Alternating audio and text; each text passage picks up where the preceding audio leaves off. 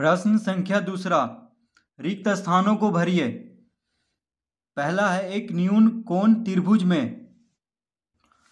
तो न्यून कोण त्रिभुज में क्या होता है? देखिए त्रिभुज में कोण, यहाँ पे तीनों कोण भरेंगे, यानी तीनों यहाँ पे भरेंगे। देखिए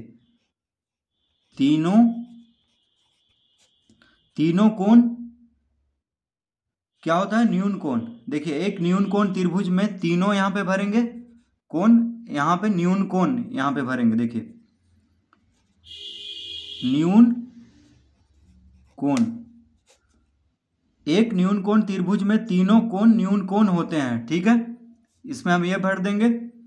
दूसरा, जिस त्रिभुज की तीनों भुजाएं असमान हो उसे, तो जिस त्रिभुज की तीनों भुजाएं असमान हो उसे क्या कहेंगे हम? विषम बाहु त्रिभुज। तो यहां पे हम क्या भरेंगे? देखिए विषम बाहु त्रिभुज। ठीक है, देखिए विषम बाहु त्रिभुज। तो इसको आप कॉपी में भर लीजिएगा, हम देखिए किताब में ही भर दे रहे हैं। ठीक है। तीसरा, जिस त्रिभुज का रिक्त स्थान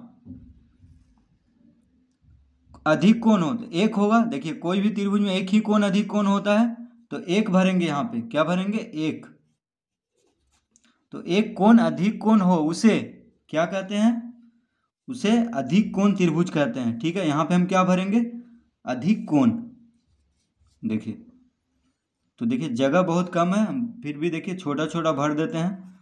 अधिक कोण। ठीक है, क्या भरेंगे यहाँ पे? अधिक कोण। तो उसे अधिक कोण त्रिभुज कहते हैं।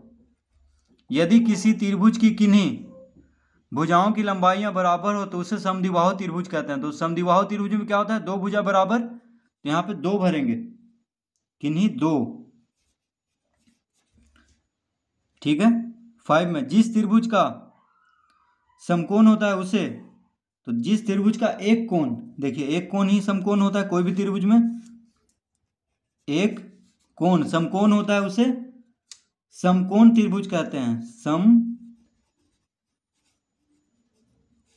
त्रिभुज कहते हैं। जिस त्रिभुज की तीनों भुजाएं बराबर हो उसे क्या कहते हैं? जिस त्रिभुज की तीनों भुजाएं बराबर हो उसे समबाहु। तो देखिए हम यहाँ पे क्या भरेंगे? तो देखिए इसके यहाँ पे हम भर देते हैं समबाहु।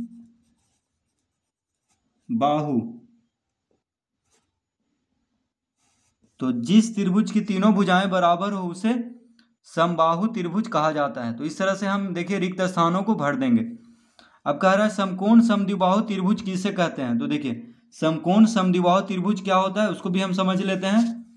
तो देखिए यहाँ पे दिया हुआ है, जिस त्रिभुज का एक कोण समकोण हो तथा समकोण बनाने वाली दो भुजाएं बराबर हो उसे समकोण समद्विबाहु त्रिभुज कहते हैं।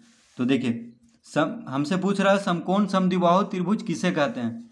तो उसमें हम लिख देंगे, जिस त्रिभुज का एक कोण समकोण हो तथा समकोण बनाने वाली दो भुजाएं समान हो उसे समकोण समद्विबाहु त्रिभुज कहते हैं। तो देखिए यहाँ से हम लिख देंगे यहाँ तक। ठीक है, देखिए यहाँ से आप लिख दीजिए कॉपी में। तो इसको हम समझ लेते हैं क्या होता है। जिस त्रिभुज का एक कोण, देखिए एक कोण समकोण हो तथा समकोण बनाने वाली दो भुजाएं समान हो, यानी देखिए समकोण बनाने वाली यहाँ पे कौन कौन भुजा है? एक है BC और AB। देखिए ये दोनों भुजा क्या है? समकोण बना रहा है इसको, तो ये दोनों भुजा क्या है? समान हो, तो उसे समकोण समद्विबाहु त्रिभुज कहते हैं। यानी देखिए AB जो है, AB बराबर है BC के। ठीक है, और समकोण है। देखिए जिस त्रिभुज का एक कोण समकोण हो तथा समकोण बनाने वाली दो भुजाएं समान हो उसे समकोण समद्विबाहु। तो समद्विबाहु त्रिभुज में क्या होता है? दो भुजा बराबर।